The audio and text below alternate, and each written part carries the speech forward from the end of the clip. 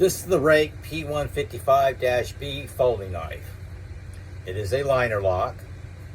You have G10 scales, black, nice curved shape to it, thumb stud or flipper.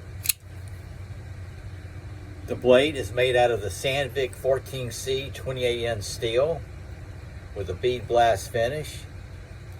It has that upper swept Persian type blade.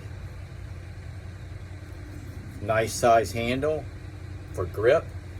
You have a leaf spring lock right here. It's in the up position. It's now like a fixed blade. This is the RUIKE P155-B folding knife.